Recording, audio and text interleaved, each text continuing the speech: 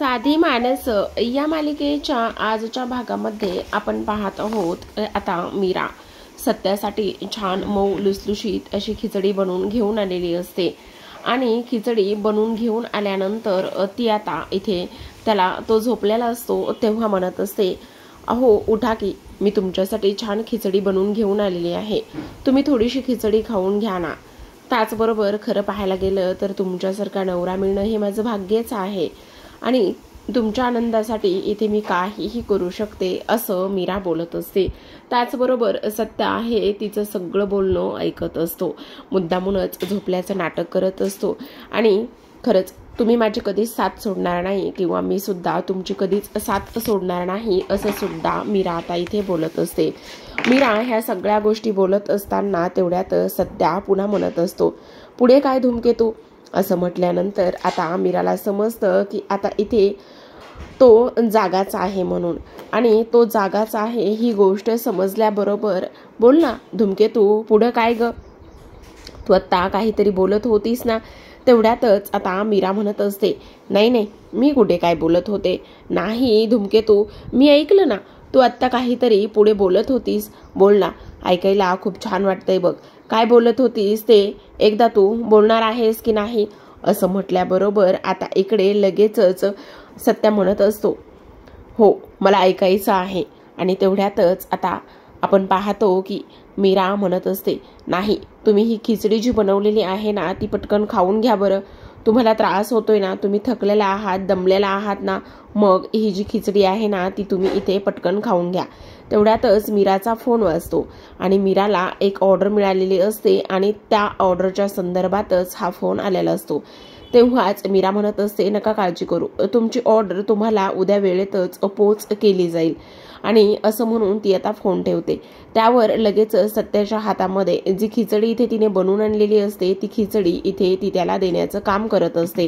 तेव्हाच सत्या विचार करतो, इकडे मीराने सत्याला खिचडी हातात दिलेली असते आणि सांगितलेलं असतं, तुम्ही खाऊन घ्या, मला ना एका ऑर्डरचं काम आहे, मी ते पटकन करते। आणि मीराने फोनवर हेही सांगितलेलं असतं की मी माझं काम जे आहे ना ते घरूनच करते, माझ्याकडे दुकान वगैरे असं काहीच नाहीये। आणि तेव्हा सत्याने ते पाहिलेलं असतं।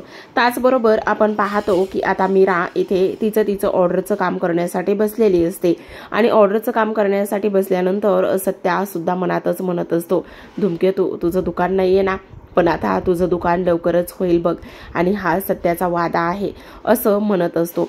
त्याचबरोबर मीरा आता तिची ऑर्डर पूर्ण करता करता आहे त्याच ठिकाणी इथे ती झोपून गेलेली असते, तिला कळत सुद्धा नाही की ती कधी झोपली।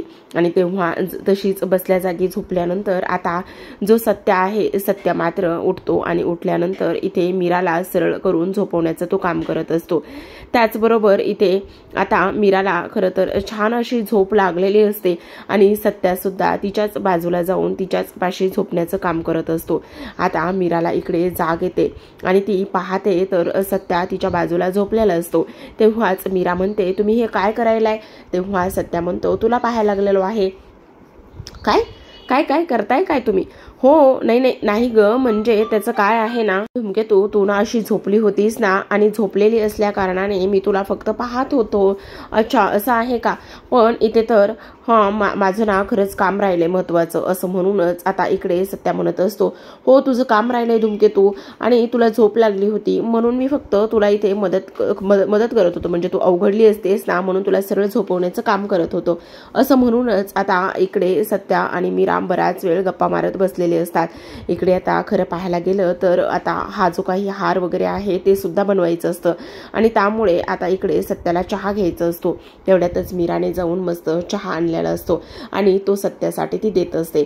आता सत्यासाठी चहा दिल्यानंतर इकडे मात्र लगेच सत्या म्हणत असतो, म्हणजे तो सुरुवातीला चहा पिण्याचा प्रयत्न करतो पण लगेचच त्याच्या लक्षात येतं की नाही नाही आपण एकटंच कसं काय चहा पिणार असं म्हणता क्षणी आता लगेचच तो म्हणत असतो, अगं असं काय करतेस धूमकेतू, तुझा चहा कुठे आहे? तेवढ्यातच मीरा म्हणत असते, नाही नाही मला नकोय चहा, तुम्ही घ्या। नाही नाही असं कसं, तुला सुद्धा इथे चहा प्यायलाच पाहिजे, चल बरं पटकन तुझा पण घेऊन ये असं म्हणून आता इथे मीरा एक कप आणि बशी मध्ये चहा घेऊन येत असते। तेवढ्यातच सत्या इथे तिच्या कप बशीला टच करतो आणि तो चहा पिण्याचं काम करत असतो। त्याचबरोबर आपण पाहतो की आता इकडे सत्या म्हणत असतो, चहाचं आणि बशीचं नातं तुला माहिती आहे का? तेव्हाच मीरा म्हणते, नाही, त्याचं काय आहे? तुला सांगू, जर कपातून चहा सांडला तर तो सांडला तरी बशीमध्ये सांडतो, बशीतून खाली पडत नाही. म्हणजे बशी ही चहाला किंवा कपातल्या चहाला सांडू देत नाही. तसंच नवरा बायकोच्या सुद्धा नात्याचं तसंच असतं. नवरा चुकला माकला, त्याचबरोबर तो काही करत असला तर बायको अगदी त्याची सावली बनून ह्या बशीसारखी त्याला सावरण्याचं काम करते. म्हणजे हो, अगदीच बरोबर आहे. त्यावर आता लगेचच इकडे सत्या मीराला म्हणत असतो, अगं धूमकेतू, मला एक गोष्ट सांग, तुझं ना इथे फुलांच्या दुकानाचं स्वप्न आहे ना गं? म्हणजे तुला फुलांचं दुकान टाकायचं आहे आणि वेगवेगळे फुलं तुला पाहिजेत, हे तुझं स्वप्न आहे ना गं? मग मला सांग ना, तुला नेमकं कसे दुकानामध्ये इथे फुलं हवे आहेत? असं म्हटल्यानंतर आता मीरा म्हणत असते, हे काय आता नवीनच? हां, मग तरी सुद्धा गं, म्हणजे आता बघ ना, तू बोललीस ना की तुझं स्वप्न आहे फुलांचं दुकान टाकायचं वगैरे, आणि त्याचबरोबर तुला छान छान ऑर्डर वगैरे सुद्धा मिळत आहेत म्हणून विचारलं. आता मीरा म्हणत असते, खरं सांगू का, माझं ना खरंच खूप मोठं स्वप्न आहे. म्हणजे मला ना माझ्या दुकानामध्ये फक्त एकाच रंगाचे इथे फुलं नको आहेत. म्हणजे मला ना माझ्या दुकानामध्ये वेगवेगळ्या रंगाचे फुलं हवे आहेत. जर त्या फुलांना एकत्रित बांधलं गेलं ना तर त्याचा छान वास तर आलाच पाहिजे, पण त्यामधून वेगळीच एक समोरच्याने घेतल्यानंतर फिलिंगसुद्धा आली पाहिजे. तेवढ्यातच सत्या पुन्हा म्हणत असतो, म्हणजे नेमकं कसं? म्हणजे बघा ना, फक्त इथे दुकानामध्ये फक्त फुलंच नको आहेत. फक्त त्या दुकानामध्ये बघा ना, आपण जर एखादा गुच्छ बनवला तर त्या गुच्छामधून वेगवेगळे फुलं असतात, पण समोरच्या माणसाचं मन कसं प्रसन्न करतात ना, अगदीच मला तशा पद्धतीचं दुकान हवं आहे, असं मीरा सत्याला सांगत असते. त्याचबरोबर आता मीरा पुन्हा बोलते. तेव्हा आता इकडे मीरा म्हणत असते, खरं सांगू का, इथे माझ्या दुकानामध्ये फक्त दुर्वा त्याचबरोबर जास्वंदीची, झेंडूची ही सगळी फुले नसणार आहेत, तर माझ्या दुकानामध्ये ती सगळी फुलं असणार आहेत. जी फुलं पाहिल्यानंतर इथे दुकानात येणारा प्रत्येक जण त्याचं दुःख, ताण, तणाव हे सगळ्या गोष्टी एका झटक्यामध्ये विसरून जाईल, असं सगळं मला माझ्या दुकानामध्ये हवं आहे. आणि हे सगळं जोपर्यंत मला माझ्या दुकानामध्ये होत नाही ना, तोपर्यंत मी शांत बसणार नाही. आणि तुम्हाला आणखी एक गोष्ट सांगू का माझी? तेव्हा तो म्हणत असतो, कोणती गोष्ट? तुम्हाला ना मला माझ्या दुकानामध्ये इथे मी अशी उभं राहून फुलं नाही विकणार आहे. म्हणजे मला नाही समजलं, नेमकं काय करणार आहेस? तेवढ्यातच आता इथे मीरा म्हणत असते, म्हणजे मी माझ्या दुकानामध्ये ना मला तसली ती गोल फिरणारी जी खुर्ची आहे ना, ती खुर्ची हवी आहे आणि मी त्या खुर्चीमध्ये बसूनच इथे फुलं विकणार आहे. असं म्हटल्यानंतर आता इकडे लगेचच खूपच मजा झालेली असते. म्हणजेच इकडं सत्याला ते मीराचं ते धूमकेतूचं स्वप्न इथे त्याचं पूर्ण करायचं असतं आणि म्हणूनच तो ह्या सगळ्या गोष्टी ते पाहत असतो, एन्जॉय करत असतो. तर प्रेक्षकांनो, आपण पाहतो की आता सत्या दुसऱ्या दिवशी सकाळी लवकरच झोपेतून उठतो आणि उठल्याबरोबरच स्वतःलाच म्हणत असतो, नाही, चला अजिबातच आज हे सगळं ह्या पद्धतीने होता कामा नये. म्हणजे खरं पाहायला गेलं तर धूमकेतूचं जे स्वप्न आहे ते इथे पूर्ण करायचंय. काही जरी झालं तरी सुद्धा इथे धूमकेतूला एवढं मोठं दुकान टाकून द्यायचं आपण प्रॉमिस केलेलं आहे. म्हणून लगेचच उठतो आणि कपाटामधले सगळे पैसे इथे काढण्याचा प्रयत्न करत असतो. खरं तर जवळपास त्याच्याकडे 2.5 लाख एवढी अमाऊंट जमलेली असते. म्हणजे जी त्याने इथे स्पर्धा खेळलेला आहे त्या स्पर्धेमधले 2 लाख रुपये त्याला मिळालेले असतात आणि त्या स्पर्धेमधून 2 लाख रुपये मिळाल्यानंतर आता बाकीची उर्वरित रक्कम त्याने गाडी चालवून मिळवलेली असते आणि गाडीच्या ह्याच्यातून सुद्धा त्याला जवळपास 2 लाख रुपये रक्कम आणि अशी टोटल जवळपास 2.5 लाख रुपये एवढी रक्कम झालेली असते. आणि 2.5 लाख रुपये एवढी रक्कम जमल्यानंतर आता तो सगळे पैसे ते व्यवस्थित लावण्याचं काम करत असतो. आता तेवढ्यातच हा पंकज चोरासारखा तिथे येतो आणि हा पंकज चोरासारखा तिथे आल्यानंतर लगेचच तो पाहतो की इथे सत्याकडे एवढे सगळे पैसे आहेत आणि सत्या असे पुढ्यात पैसे ठेवलेले आहेत आणि तो सगळे पैसे इथे मोजण्याचं काम करत आहे. ही गोष्ट लगेचच तो पाहतो आणि ही गोष्ट पाहिल्यानंतर त्याच्या मनामध्ये लगेचच विचार येतात, नाही याच्याकडे एवढे पैसे आलेले आहेत, काहीतरी जुगाड करावं लागेल, काहीतरी गोष्टी इथे कराव्या लागतील, असा सुद्धा इथे तो विचार करत असतो. आता ह्या सगळ्या गोष्टींचा त्याने विचार केल्यानंतर आपण पाहतो की इकडे निरूपा किचनमध्ये असते आणि निरूपा किचनमध्ये असताना खूपच स्वतःशीच बडबड करत असते. मी फक्त कामवाली आहे, त्याचबरोबर इथे प्रत्येकजण येतो आणि मलाच काम करायला इथे सांगण्याचं काम करत आहे. नाही, हे किती दिवस चालणार आहे? घरामध्ये 3-3 सुना आहेत तरी सुद्धा इथे आता झालं ना, ह्या पनवतीचं सुद्धा सगळं काही झालेलं आहे. 4-5 दिवस तरी हिने काहीच काम केलेलं नाही, मग आता काम करायला हवं ना, असं ती इथे बोलत असते. त्याचबरोबर आपण पाहतो की आता कशा पद्धतीने इकडे लगेचच पंकज जो आहे तो इथे आलेला असतो आणि पंकज इथे आल्यानंतर तो म्हणत असतो, मम्मा तू काय करतेस? काय करणार आहे आता दुसरं? हे कामवाली बनवून ठेवलेलं आहे ना इथे मला, मग कामवाली बनवून ठेवलेलं असल्या कारणाने मला ही सगळी कामं मलाच करावी लागणार आहेत, कोण करणार आहे दुसरं? असं इथे ते बोलतात. त्याचबरोबर ह्या सगळ्या गोष्टी बोलल्यानंतर पंकज म्हणत असतो, मम्मा मला तुला एक गोष्ट सांगायची आहे. तेवढ्यातच ती म्हणते, काय आणि कोणती गोष्ट सांगायची? त्या सत्याकडे ना एवढे सगळे पैसे, म्हणजे तुला माहिती त्याच्याकडे किती पैसे आहेत? तेवढ्यातच ती म्हणत असते, किती आहेत? आता तो एवढा काम करतो, त्याचबरोबर त्याने घेतलेलं एवढं सगळं चॅलेंज त्याने स्वीकारलेलं आहे आणि त्यामुळे त्याच्याकडे इथे पैसे असणारच ना, असं इथे आता निरूपा बोलत असते. पण मम्मा तुला माहिती आहे किती असणार आहेत? 2.5 लाख रुपये त्याच्याकडे आहेत. तो असे बंडल आणि अशा नोटांचा पसारा घालून इथे बसला होता आणि तेव्हा मी पाहिलंय त्याच्याकडे एवढे सगळे पैसे आहेत. तेवढ्यातच निरूपा म्हणत असते, असणारच ना मग त्याच्याकडे पैसे. अरे दिवस रात्र मेहनत केली आहे त्याने, 5 दिवस सायकल चालवली आणि 5 दिवस सायकल चालून 2 लाख रुपये मिळवलेत आणि गाडी चालवली असेल, त्या गाडीचे 50,000 रुपये झाले असतील. आणि तू काय करतोयस? तू तर इकडे उधारी कर, तिकडे उधारी कर, ह्याच्याकडून पैसे घे, त्याच्याकडून पैसे घे, ह्याचा हा दागिना चोर, त्याचं ते चोर, हेच काम करतोयस तू साधे कधी 100 रुपये तरी कमवले आहेस का? नाही ना. आणि बघ तो सत्या काय काय करत आहे, जरा शिक त्याच्याकडून. आणि त्याचबरोबर आता पंकज म्हणतो, अगं मम्मा मी तुला ह्या सगळ्या गोष्टी इथे सांगायला आलोय आणि तू तर मला टांगायलाच न्यायला लागलेली आहेस. मग काय करणार आहे दुसरं? कारण तू वागतोसच तशा पद्धतीने, तू सगळ्या गोष्टी करतोसच तशा पद्धतीने, मग तुला ह्या गोष्टी मी इथे बोलू नको तर काय करू? तेवढ्यातच आता इकडे जा, तो आता ते पैसे काय करणार आहे, कुठे आणि कशा पद्धतीने देणार आहे ते तरी तू बघ.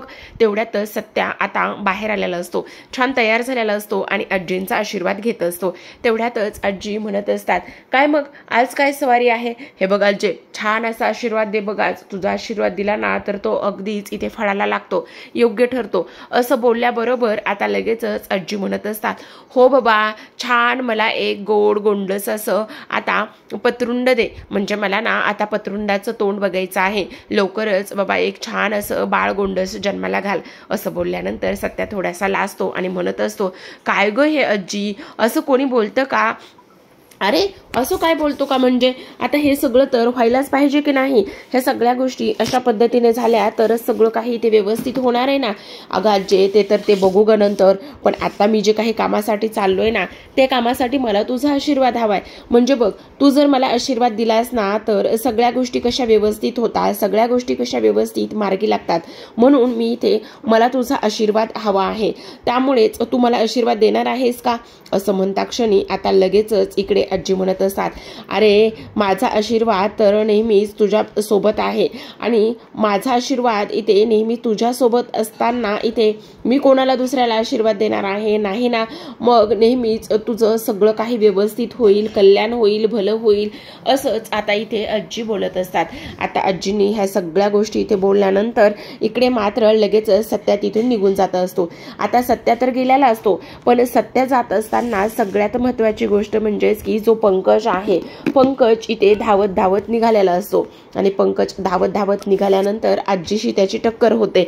आजीशी टक्कर झाल्यानंतर आजी मात्र लगेचच त्याचा कान पकडतात आणि आजींनी त्याचा कान पकडल्याबरोबरच म्हणत असतात, काय काय चाललंय काय हे सगळं?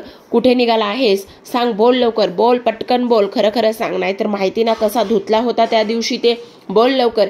आणि तेव्हा इथे आता पंकज लगेचच म्हणत असतो, मी सत्याच्या मागावर चाललो होतो. सत्या कुठे चाललाय, काय करायला लागलाय ना ते बघायला चाललो होतो.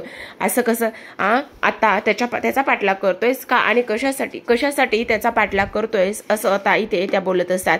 त्याचबरोबर सोड ग अज्जय, सोड ग, किती कान दुखतोय, प्लीज सोड ग आजी, असं इथे आता तो बोलतो. त्याचबरोबर त्याचबरोबर आता इकडे हे सगळं काही बोलल्यानंतर आता लगेचच आजी कान सोडून देतात आणि म्हणत असतात, हे बघ, सत्याच्या वाटेला आणि मीराच्या वाटेला पुन्हा जायचं नाही, समजलं, नाहीतर चांगलीच धुलाई तुझी करेल. त्यावर लगेचच पंकज म्हणत असतो, नाही नाही आजी, मी आता हे सगळं बंद करणार आहे. मी अजिबातच त्याच्या वाटेला जाणार नाही, त्याचा पाठलाग करणार नाही. येतो हा, लगेच पटकन जा आणि व्यवस्थित जे काही करायचं आहे ते कर आणि ये, असं म्हणून तो तर निघून गेलेला असतो. पण इकडे आपण प्रेक्षकांनो पाहतो की आता सत्या ज्या पद्धतीने घरातून निघालेला असतो त्या पद्धतीने इथे तो खरं तर इथे मीराचं काम करायला गेलेला असतो आणि त्याच्याकडे खूप सारे पैसे असतात. बऱ्याच आता मीराचं स्वप्न काय असतं की तिला तिच्या शॉपमध्ये वेगवेगळ्या पद्धतीची फुलं हवी आहेत. म्हणजे तिला एकच फुल नकोय, तर वेगवेगळ्या रंगांचे, वेगवेगळ्या व्हरायटीचे सगळे फुलं तिला तिथे हवे आहेत. आणि ते सगळे फुलं हवे असताना इथे सत्या वेगवेगळ्या लोकांना फुलांची ऑर्डर देत असतो आणि हे सगळं आता इकडे पंकज पाहत असतो. तेव्हा तो म्हणतो, अरे अक्कल शून्य आहे का हा, येणारा जाणारा का पैसे देतोय हा, प्रत्येकाला पैसे वाटत सुटलाय, खरंच मूर्ख आहे हा. एवढे पैसे 5 दिवस सायकल चालून कमवलेत, पण खर्च कसे करायचे, काय करायचे हे तर ह्याला कळतच नाही. आणि तेव्हा पुन्हा तो विचार करतो, नाही नाही नाही नाही, हा फक्त पैसे वाटत नाहीये, बहुतेक याचा ना कसला तरी प्लॅन आहे. पण काय प्लॅन आहे असा तो विचार मनातच करत असतो. शोधायला पाहिजे काय प्लॅन आहे तर, असं म्हणूनच तो आता त्या माणसाकडे येत असतो. तर आपण इकडे पाहतो की आता मीराला रात्रीची जी ऑर्डर असते ती तिने पूर्ण केलेली असते आणि ती ऑर्डर पूर्ण करून आल्याबरोबर मीरा थोडीशी थकलेली असते. खरं तर चालत जाणं, ती ऑर्डर देणं, ह्या सगळ्या गोष्टी ती इथे करत असते. त्याचबरोबर आपण पाहतो की आता मीरा थकलेली असल्या कारणाने तिथेच डायनिंग टेबलवरती बसते आणि थोडंसं पाणी पिऊन आराम करत असते. तेवढ्यातच निरूपा तिथे येते. आता निरूपा तिथे आणि लगेचच म्हणायला सुरुवात करत असते, काय गे, आल्याबरोबरच आराम करायला बसलीस की काय? आणि तुला काय वाटलं की घरातील कामं मी रोजच करणार आहे, घरातील कामं कोण करणार आहे, असा आराम करायचा आहे की काय तुला? नाही सासूबाई, काय झाले ना, मी ती ऑर्डर द्यायला गेलते त्यामुळे थोडीशी थकलेली आहे, म्हटलं थोडासा आराम करेल आणि मग घरातली कामं करेल. आराम करायला काय झालेला आहे आणि एवढा आराम तुला कशामुळे करायचा आहे? काही गरज नाही आराम करायची, पटकन चल आणि कामाला लाग. रोज रोज कामं मी करत बसणार नाही. तुला वाटलं का मी कामं केलीत? नाही सासूबाई, मी थोडासा आराम करते आणि त्यानंतर कामं करते. आराम कशामुळे आराम करायचा आहे? आराम बिराम अजिबातच नाही करायचा, समजलं तुला? आणि त्याचसोबत इथे कामं कर. त्याचबरोबर कशामुळे आराम करायचा आहे? तिकडे 5 दिवस इकडे सायकल तो चालवत होता आणि इथे फक्त 5 दिवस टाळ्या वाजून तू दमलेली आहेस का, असं इथे ती बोलते. आता ह्या सगळ्या गोष्टी बोलल्यानंतर इकडे मात्र आपण पाहतो की आता लगेचच मीरा शांत बसते. इथे निरूपा तिचा अपमान करत असते. तो तिथे सायकल चालत होता आणि तू फक्त तिथे बसली होतीस, टाळ्या वाजवत होतीस आणि त्यामुळे तू दमलीस असं वाटतंय का? घरातील कामं कोण करणार? बाद झालं, पुरे झालं. आता 4-5 दिवस मी इथे मोलकरणीसारखी कामं करत आहे, मग तुला आता सगळी कामं करावी लागणार आहेत, असं निरूपा इथे मीराला बोलत असते. त्याचबरोबर मीरा एक उलट शब्द सुद्धा बोलत नसते. ती म्हणत असते, नाही सासूबाई, तसं नाहीये, मी कामं करणारच होती. पण इथे निरूपा कुठे ऐकते? तर प्रेक्षकांनो पुढील भागामध्ये पाहतो की आजी तिथे आलेले असतात आणि आजी म्हणतात, आता तुला असं वाटतंय ना की ती टाळ्या वाजून दमलेली आहे, तर मीरा आता जेव्हा किचनमध्ये जाऊन कामं करेल ना तेव्हा तू इथे उभा राहायचंयस आणि तेव्हा तोपर्यंत टाळ्या वाजवत राहायचंयस, समजलं तुला निरूपा? अशी इथे शिक्षा दिलेली असते. त्याचबरोबर सत्या संध्याकाळी घरी येतो तर त्याच्या अंगाचा फुलांचा वास येत असतो. मीरा त्याच्या हाताचा वास घेऊन विचारते, हा वास माझ्या ओळखीचा आहे, हा वास तर इथे फुलांचा आहे. अशा पद्धतीने मीराने सत्याची चोरी पकडलेली असते.